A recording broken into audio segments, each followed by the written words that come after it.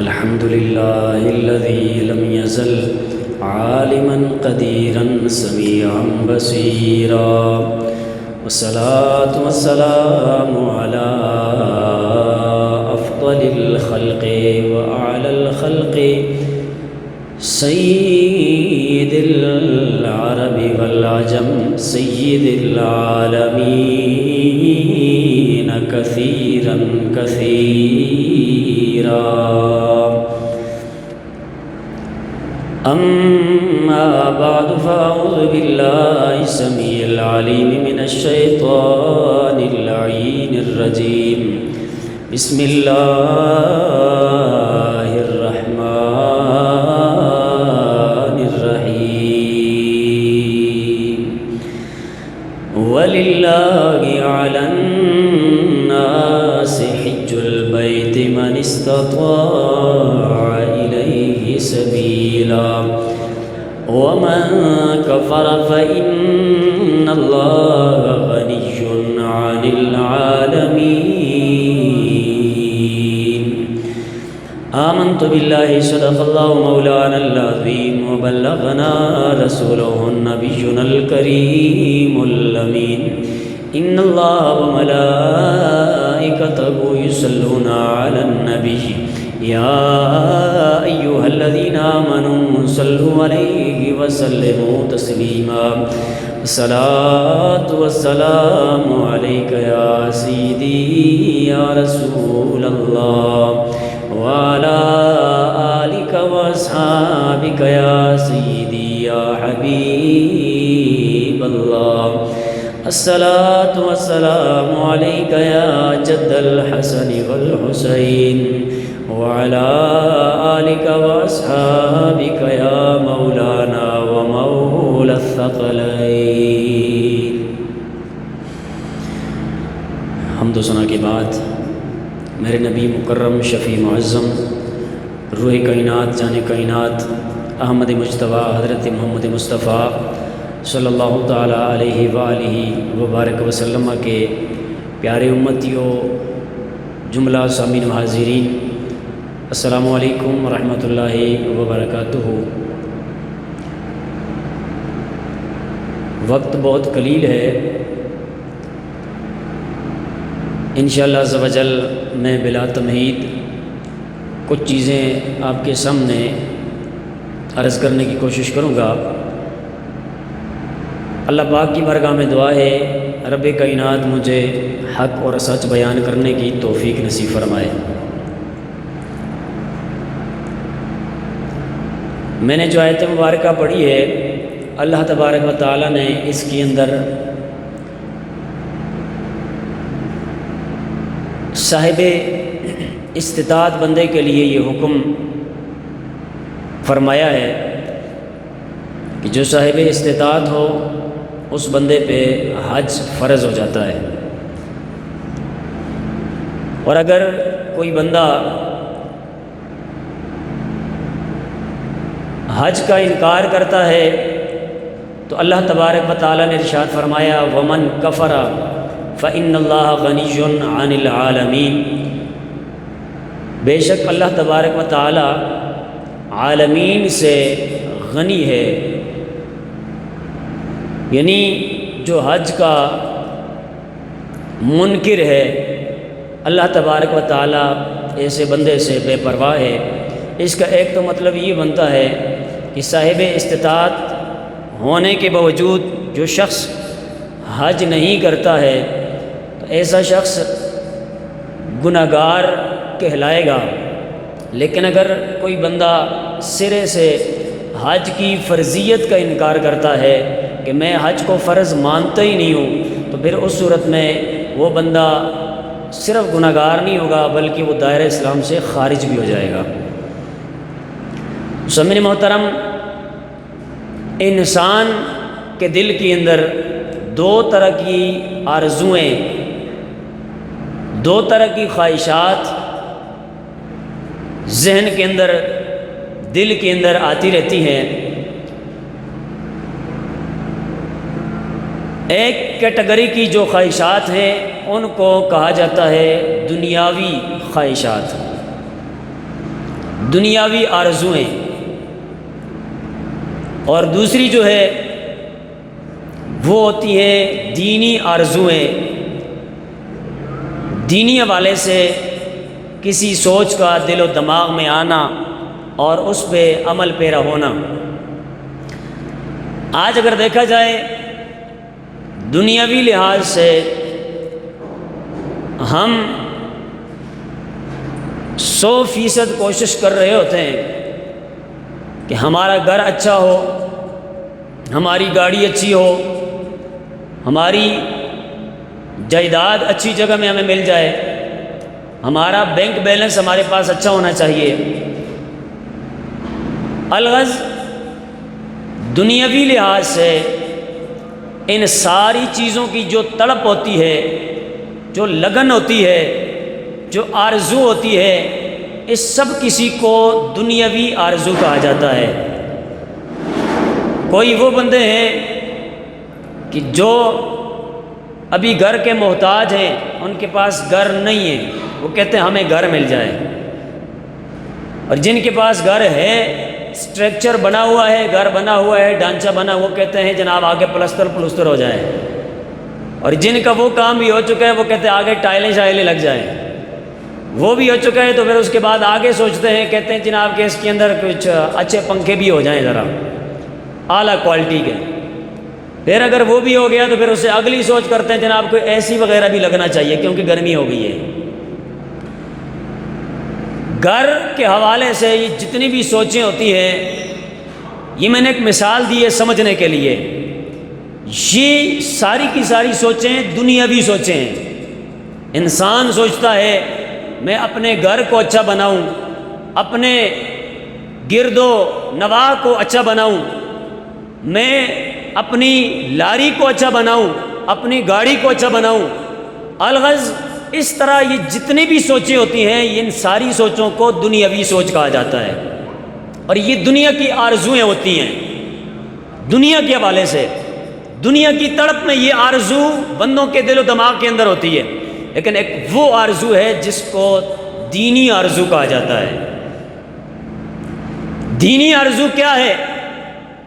دینی خواہش کیا ہوتی ہے؟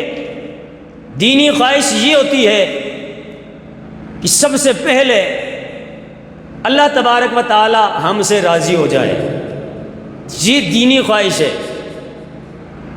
پھر اس کے بعد اللہ کے سونے نبی صلی اللہ تعالی وسلم ہم سے راضی ہو جائیں، نبی کے صحابہ ہم سے راضی ہو جائیں، نبی کی اہل بیت ہم سے راضی ہو جائے، نبی کے چاہنے والے، نبی کے پیارے ہم سے راضی ہو جائیں، اللہ کے ولی ہم سے راضی ہو جائیں۔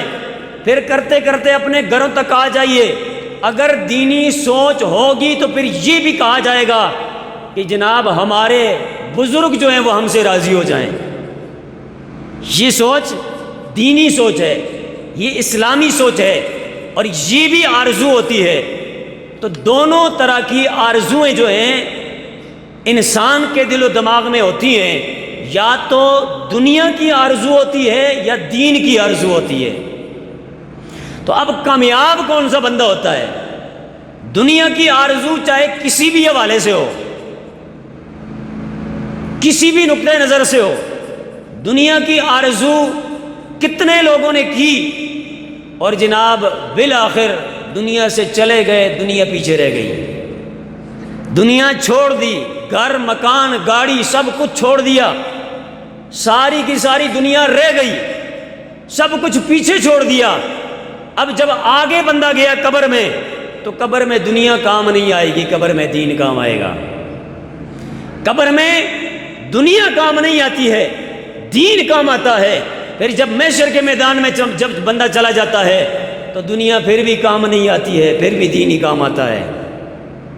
تو دو طرح کی آرزویں ہوتی ہیں، ایک دنیا کی آرزو اور ایک دین کی آرزو، دین کی خواہشات، دین کے حوالے سے دل میں تڑپ، دین کے حوالے سے دینی معاملات کے ساتھ لگن، دینی شوق جو دل میں ہوتا ہے، یہ دینی آرزویں کہلاتی ہیں۔ تو بہر صورت کامیاب کون سا بندہ ہوتا ہے؟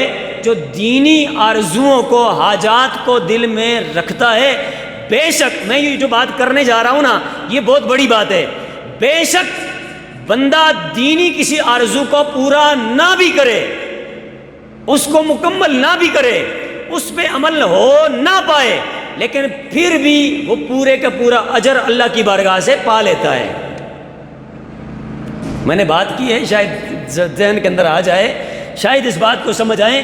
دیکھیں نا، مثال کے طور پہ بندے نے کہا میں یہ جگہ مسجد کے لیے دوں گا، اب دوں گا، اب دی نہیں، یہی آرزو تھی، پکا ذہن بنا ہوا تھا لیکن ابھی وقف کی نہیں ہے، یا یہاں مدرسہ میں بناؤں گا انشاءاللہ، میرا یہ ذہن بن رہا ہے، تو نیت تو بنا لی نا، نیت تو کر لی، میں مسجد کے لیے فلاں چیز دوں گا، مدرسے کے لیے فلاں چیز دوں گا، تو یہ جو نیت آپ نے کر لی ہے، نیت پکی کی، ابھی دی نہیں ہے چیز آپ نے، لیکن پھر بھی آپ کو اس چیز کا اجر ضرور ملے گا۔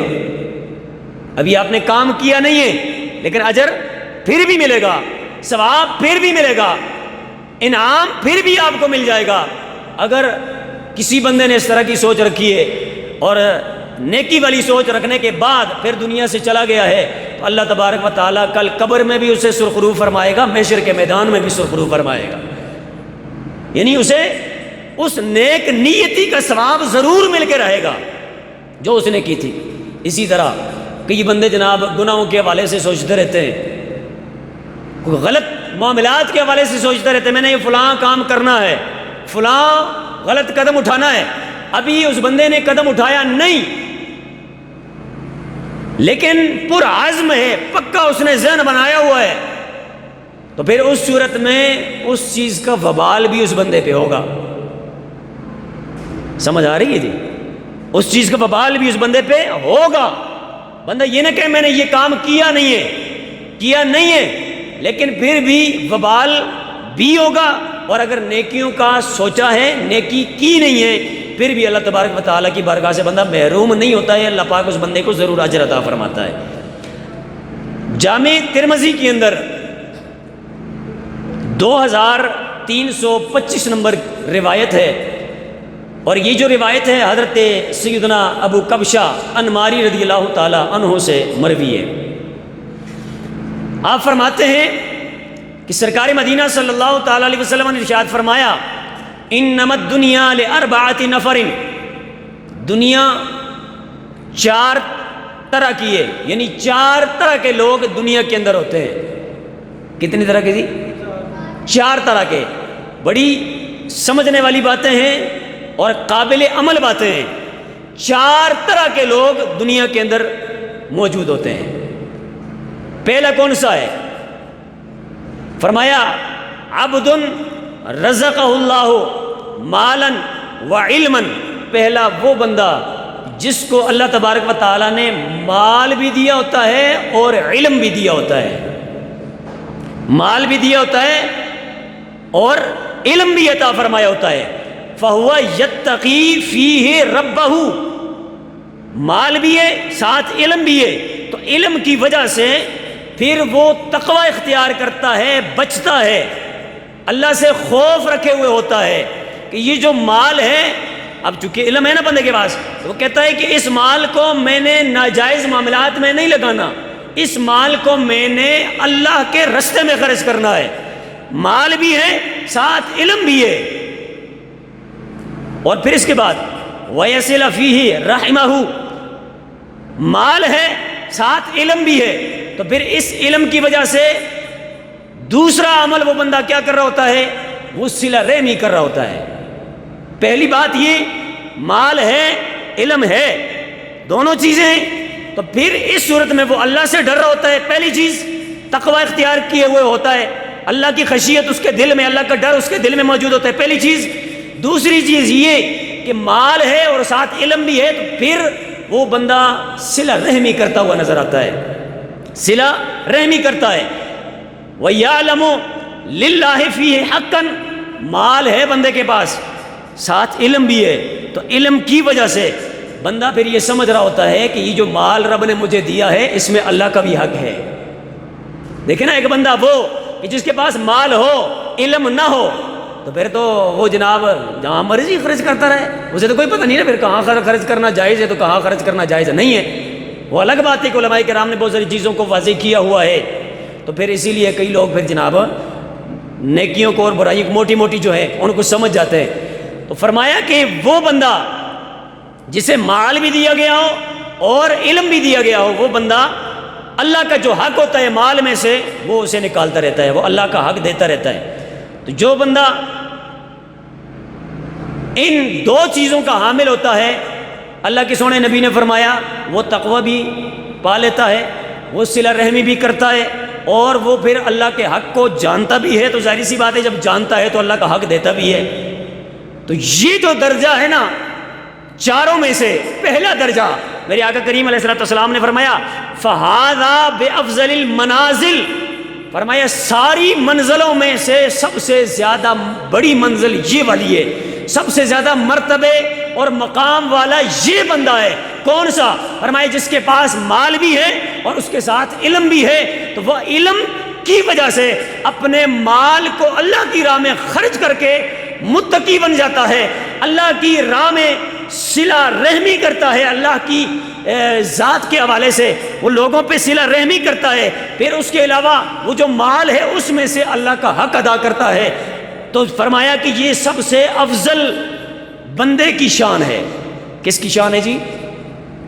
آقا کریم علیہ السلام نے جو لفظ بولے نا وہ کیا ہے؟ فرمایا فَهَذَا بِأَفْضَلِ الْمَنَازِلِ، یہ افضل منزل والے مرتبے کی بات ہے۔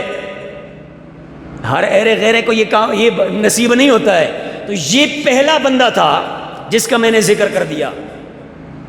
دوسرا کون سا بندہ ہے؟ وَعَبْدٌ رَزَقَهُ اللَّهُ عِلْمًا وَلَمْ يَرْزُقْهُ مَالًا، فرمایا دوسرا بندہ وہ ہے جس کو اللہ تبارک و تعالیٰ نے علم تو دیا ہو لیکن اسے مال نہ دیا ہو، علم دیا ہو لیکن مال نہ دیا ہو۔ کتنے ایسے بڑے بڑے علماء کرام ہیں، بڑے بڑے جناب مشائخ عظام ہیں جن کو علم سے نوازا گیا، علم کا سمندر ہے، ان کے پاس جا کے بیٹھے تو جناب علم کی وہ باتیں بتاتے بندہ حیران رہتا ہے، لیکن اگر مالی حوالے سے ذرا ان کے جناب جانچ پڑتال کریں تو دوسرے وقت کا کھانا ان بیچاروں کے پاس نہیں ہوتا ہے۔ علم تو بہت ہوتا ہے لیکن رزق کم ہوتا ہے، رزق نہیں ہوتا ہے، مال کم ہوتا ہے ان کے پاس۔ تو آقا کریم علیہ الصلوۃ والسلام نے دوسرے نمبر پر جو مرتبہ مقام بیان کیا ہے وہ یہ ہے، فرمایا جس کے پاس علم ہے اور اس کے پاس اللہ کا دیا ہوا رزق نہیں ہوتا ہے لیکن فَهُوَ صَادِقُ النِّيَّةِ، فرمایا یہ خالص نیت والا ہوتا ہے، نیت میں سچا ہوتا ہے، نیت میں مخلص ہوتا ہے، یقول، اور پھر یہ کہہ رہا ہوتا ہے جس کے پاس علم ہے مال نہیں ہے، نیت میں صاف ہوتا ہے یہ بندہ، مخلص ہوتا ہے، اور پھر یہ سوچتا ہے اور یہ کہتا ہے کیا؟ لو ان لی مالا لعملت، لو ان لی مالا لعملت بعمل فلان، اگر میرے پاس مال ہوتا نا تو میں فلاں بندے کی طرح مال اللہ کی راہ میں خرچ کرتا۔ سمجھ رہے نا؟ میں فلاں بندے کی طرح، جیسے وہ اللہ کی راہ میں مال خرچ کر رہا ہے۔ اب علم تو بندے کے پاس ہے لیکن مال نہیں ہے، تو جب مال نہیں ہے تو وہ کہہ رہے ہیں اللہ اگر تو مجھے مال دیتا نا تو میں اپنا مال فلاں بندے کی طرح تیری راہ میں خرچ کرتا، فلاں بندے کی طرح مدرسے آباد کرتا، فلاں بندے کی طرح میں دین کی خدمت میں دیتا، فلاں بندے کی طرح میں دین اسلام کی خدمت کے حوالے سے اپنا مال لٹاتا رہتا۔ یہ بندہ جناب سوچتا رہتا ہے، ایک کہتا رہتا ہے۔ تو فرمایا کہ فَهُوَ بِنِيَّتِهِ فَأَجْرُهُمَا سَوَاءٌ، فرمایا اپنی نیت کی وجہ سے اس بندے کا اجر اور پہلے مرتبے والے بندے کا اجر بالکل برابر ہو جاتا ہے۔ اب پہلا مرتبہ کون سا ہے؟ جس کے پاس علم بھی ہے اور ساتھ مال بھی ہے، علم بھی ہے ساتھ مال بھی، دونوں چیزیں، مال بھی اور علم بھی۔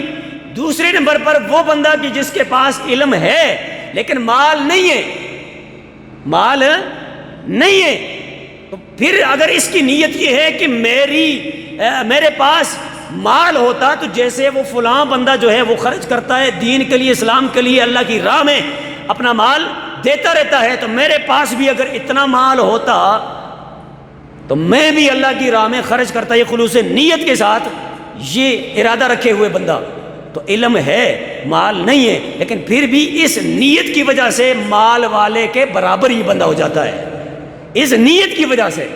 دیکھیں نا، صرف نیت ہے، مال تو نہیں ہے نا اس بندے کے پاس۔ مطلب یہ کہ اگر کوئی عالم دین ہے، اگر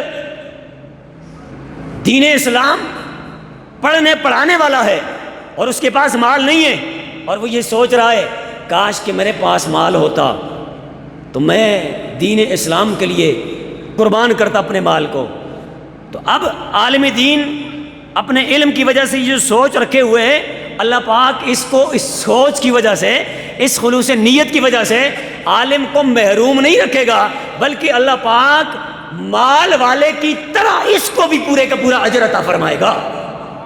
میں نے بات یہ کی تھی کہ اگر بندہ عمل نہ بھی کرے نا، تو کئی دفعہ نیت خالص ہو، نیت کے اندر فتور نہ ہو، تو اللہ تبارک و تعالی مال والے کے برابر اجر اس بندے کو بھی عطا فرماتا ہے، عمل بے شک نہ بھی کیا ہو۔ بات سمجھ آئی نا؟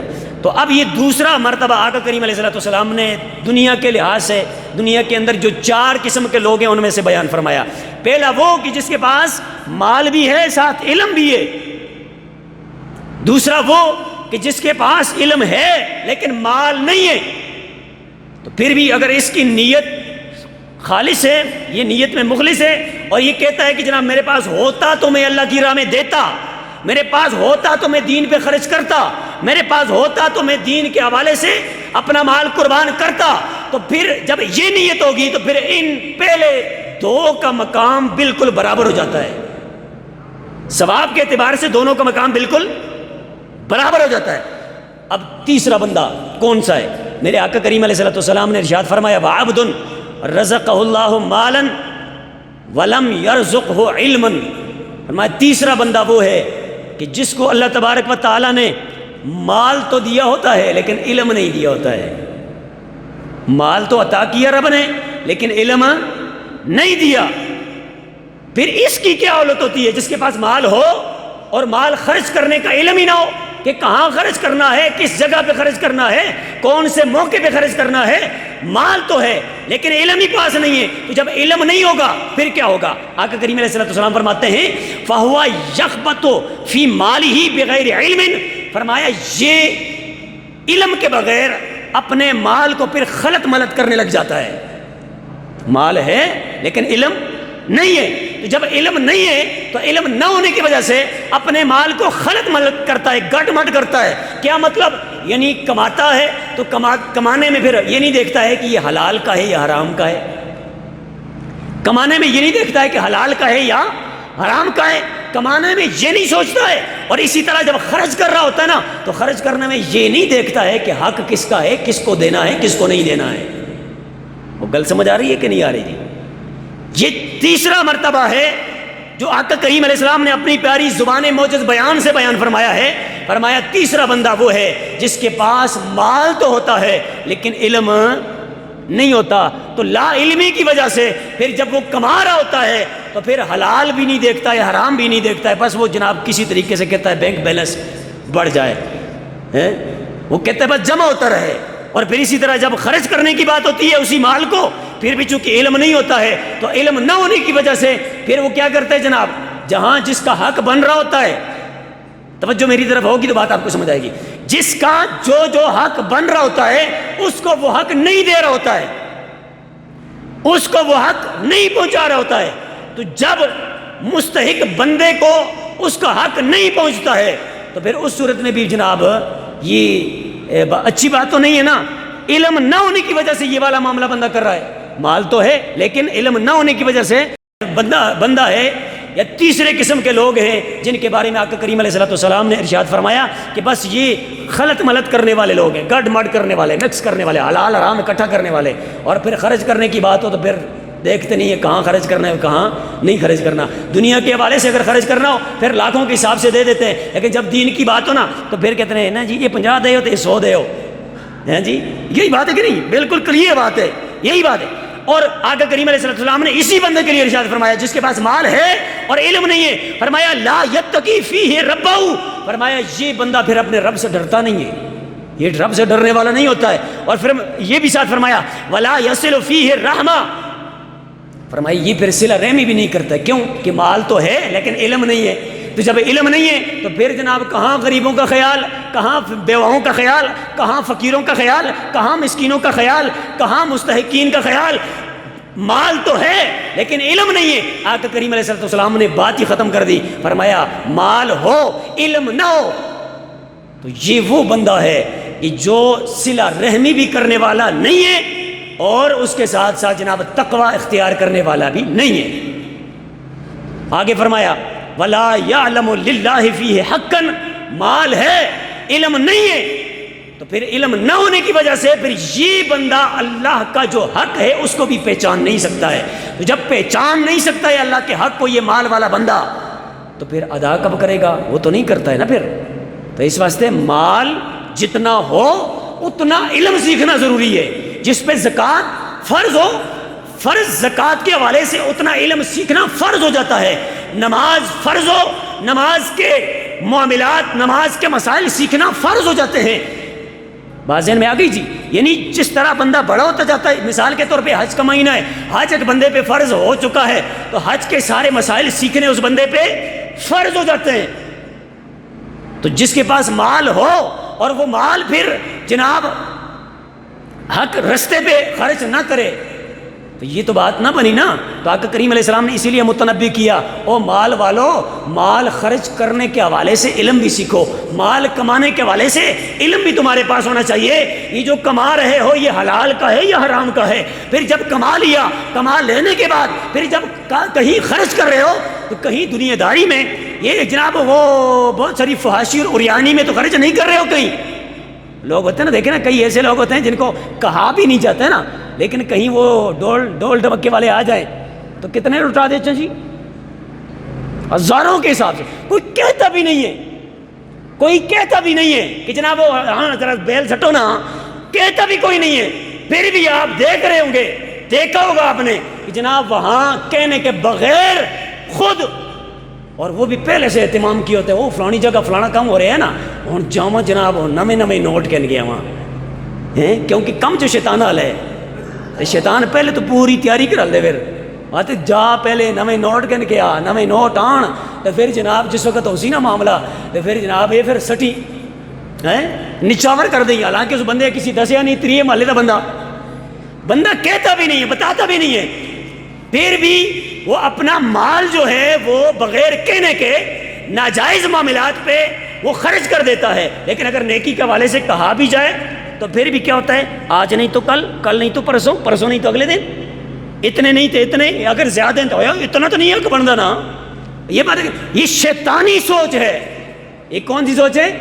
شیطانی. تو دیکھیں شیطان جب اپنے رستے میں خرچ کرنے کی بات ہوتی ہے وہاں کہتے ہیں لاکھوں کے حساب سے لگاؤ، لیکن جب دین کی بات ہوتی ہے تو وہاں کہتے ہیں نا تھوڑے تھوڑے.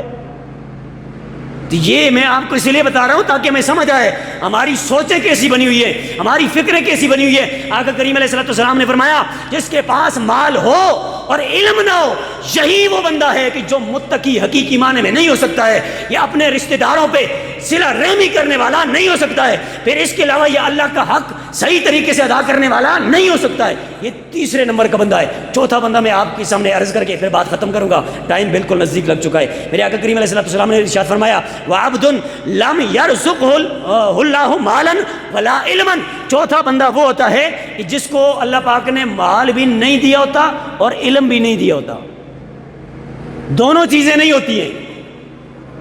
فَهُوَ يَقُولُ، بس وہ یہ کہہ رہا ہوتا ہے کیا، لَوْ أَنَّ لِي مَالًا لَعَمِلْتُ فِيهِ بِعَمَلِ فُلَانٍ.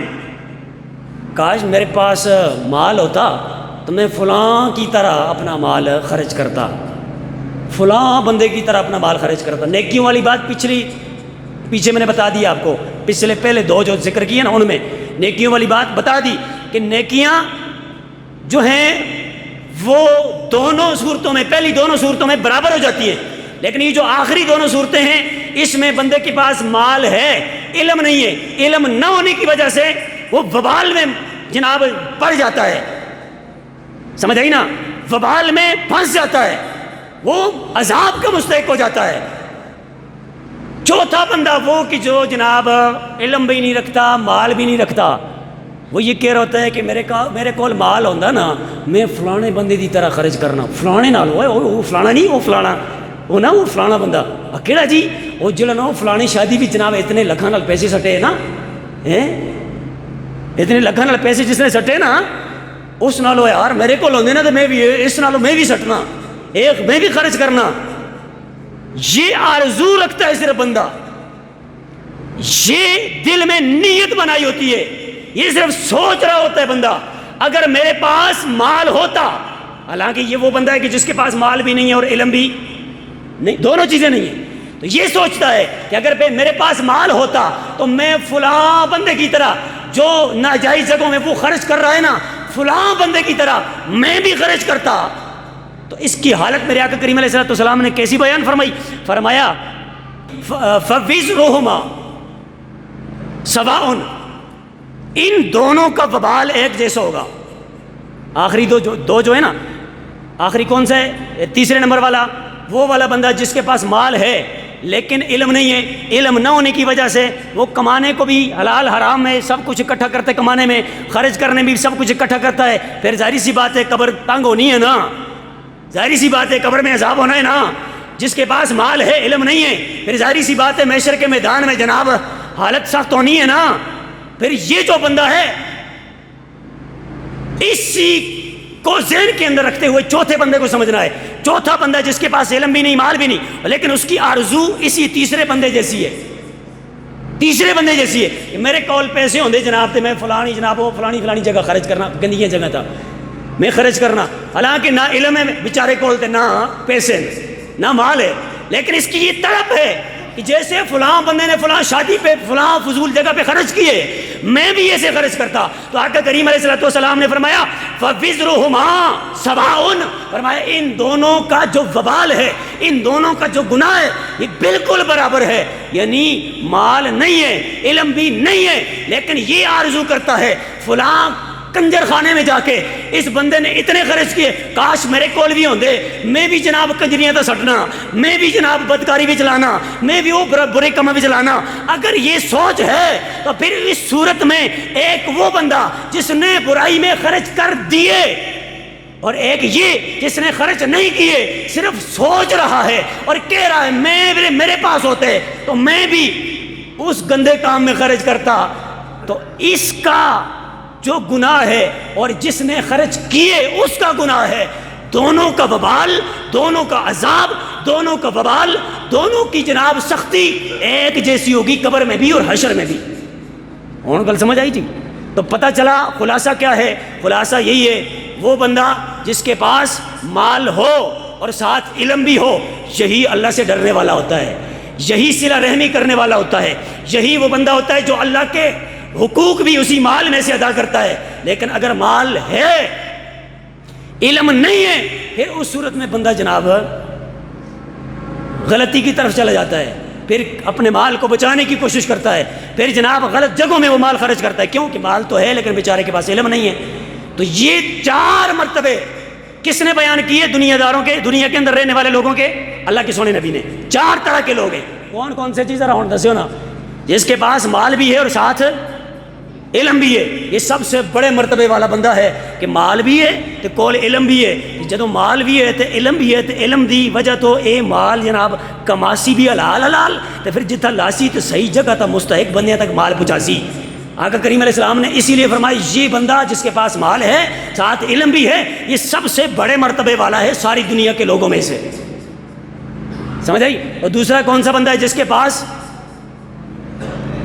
علم ہے، علم ہے مال نہیں ہے. یعنی علماء کا طبقہ، علماء کرام کا طبقہ، علم ہوتا ہے مال نہیں ہوتا ہے، لیکن آرزو ان کی یہ ہوتی ہے کہ جس طرح فلاں بندے کے پاس مال ہے نا، میرے پاس بھی ہوتا، میں مدرسے بناتا، میں مسجدیں بناتا، مسجدوں کی خدمت کرتا، علماء کی خدمتیں کرتا رہتا. یہ تڑپ ہے، یہ آرزو ہے. تو پھر اس صورت میں یہ بندہ بھی پہلے درجے کا بندہ ہوتا ہے. اس کا ثواب اور پہلے درجے والے کا ثواب بالکل برابر ہے، اس کا اجر اور پہلے درجے والے کا اجر بالکل برابر. تو مطلب یہ ہے پہلے 2 بندے جو ہیں ان کا اجر برابر. حالانکہ ایک کے پاس مال نہیں ہے، ایک کے پاس مال نہیں، ایک کے پاس علم بھی ہے مال بھی ہے، دوسرے کے پاس مال نہیں ہے، صرف علم ہے. تیسرے کے پاس مال ہے، علم نہیں ہے. اور چوتھا جو ہے جس کے پاس نہ مال ہے تو نہ علم ہے، تو پھر یہ تیسرا اور چوتھا جو بندہ ہے نا، یہ دونوں گناہ میں برابر ہیں. ہوں اس ذہن میں یہ چیز رکھ کے جاؤ کہ جناب مال جتنا دیتے اللہ پاک نے اسے دین معاملات میں خرچ کر ساں، اس ذہن میں رکھ کے نیت کر کے جاؤ. ٹھیک ہے، کنجوسیاں بڑے لوگ کر رہے ہیں، یہ مال والے جڑے بندے ہیں انہوں کو نہیں چاہیے جناب کنجوسیاں کریں. ٹھیک ہے نا، ہاں جی، یہ نہیں، یہ بات ذہن میں آپ کے بھی ہوگی، میرے بھی ذہن میں ہے. ظاہر سی بات ہے، میں یہاں سال میرا تو ہو گیا، میں رہتا ہوں. لاری کے بعد دوسری لاری کا ہر بندہ سوچتا ہے، لیکن کبھی یہ سوچا ہے کہ جناب نیکی کے بعد دوسری نیکی ہو جائے؟ ہاں جی، دنیا کی بہتری کے لیے کروڑوں لگا رہے، کروڑوں. میں کوڑا آختا تھا مدد دے ہونی، میں اپنی گل واپس چاک انسان. دنیا کے لیے کتنے جی؟ لاکھوں نہیں، لکھاں گل نہیں، کروڑوں. اور دین کی باتوں تو آپ کو تو پتہ ہے سب کو، یہ کیا ہے؟ دنیا داری نہیں ہے، یہ کیا ہے؟ ہاں جی، طبیب حاذق ہوتا ہی وہ ہے جو دکھتی رگ پہ ہاتھ رکھ کے بتائے، اے مریض تیری بیماری یہاں ہے، ادھر ہے تیری بیماری، اور تیری بیماری کا علاج یہ. جو بندہ بالکل جناب جڑ سے پکڑ کے دنیا داری اور دینداری کو بتائے نا، اسی بندے کی زندگی کے لیے دعا کریں، اسی کے لیے جناب التجائیں رب کے حضور کیا کریں، کیونکہ وہی بندہ آخرت کی بہتری کے لیے سوچ رہا ہوتا ہے. تو میں نے بات یہاں سے شروع کی تھی، دنیا کے اندر دو طرح کے بندے ہیں. ایک طرح کے بندے وہ ہیں جو دنیاوی لحاظ سے سوچتے ہیں، اور ایک طرح کے بندے وہ ہیں جو دینی لحاظ سے سوچتے ہیں. دو طرح کی سوچیں ہو گئی نا. تو جو دنیاوی لحاظ سے سوچ وچار کر رہے ہیں یہ قبر میں بھی کامیاب نہیں، آخرت میں بھی کامیاب نہیں. لیکن جو دین کے حوالے سے سوچ رہے ہیں یہ قبر میں جائیں گے، قبر بھی سلامیاں پیش کرے گی، قبر کے اندر بھی یہ بندہ سرخرو ہوگا، اور جب محشر کے میدان میں یہ جائیں گے پھر بھی یہ سرخرو ہوں گے. اور گل سمجھ آئی جی؟ تو آج میں نے 4 لوگوں کا تذکرہ کیا ہے جو اس پوری دنیا کے اندر پائے جاتے ہیں، 4 طرح کے. انہیں تو باہر کوئی نہیں. اسی طریقے نال جناب 4 ہی بندے ہونے، 4 طریقے دے بندے ہونے. ہوں اصل نے خود سوچنے کہ اسی کہڑے مرتبے وچ ہاں. سمجھ آئی نا؟ دیکھو نا 2 ہی چیزیں جس طرح تولنے، علم تے مال، علم تے مال یا مال نہ ہونا. بس اس پہ سوچیں ہم کون سے درجے پہ ہیں اور کیا کر رہے ہیں. کیا ہم دنیا داری کر رہے ہیں یا دینداری کر رہے ہیں؟ اگر دینداری کر رہے ہیں تو کتنی کر رہے ہیں؟ اگر دنیا داری کر رہے ہیں تو کتنی کر رہے ہیں؟ بس یہ ذرا دل اندروں نا ٹھنڈے دماغ نال سوچیے ذرا، تے سوچ کے تے انشاءاللہ میں بڑی گل نہ کرنا. تسی جس وقت سوچو اور 100% مخلص ہو کے سوچو نا تو تساں دل اندروں گواہی دے سی کہ یار اسے دین نال بڑی زیادتیاں کر رہے ہیں. جتنا کو دین نال کرنا چاہیے اتنا دین نال اسے نہیں کر رہے ہیں، اسے دنیا سے سارا کچھ جمع کر رہے ہیں. یہ تسے انشاءاللہ میری صرف گل ہی ہے لیکن تساں دل اندروں گواہی دے سی. سمجھ آئی نا؟ اس واسطے دنیا داری کو چھوڑے، دین کے لیے زیادہ سے زیادہ قربانیاں دیں، تبھی قبر بھی روشن ہوگی، حشر بھی بہتر ہوگی. مجھے کچھ ٹائم پہلے ناظم صاحب نے بھی کال کی اور وہ کہہ رہے تھے مدرسے کا جو ہے کام کاج لگا ہوا ہے اس حوالے سے اپنی آخرت کی بہتری کے لیے. دیکھیں نا کئی بندے یہ سوچ رہے ہیں کہ چلو جی ایسا نہ آ جاوے نا، یہ گلا چھوڑ دو.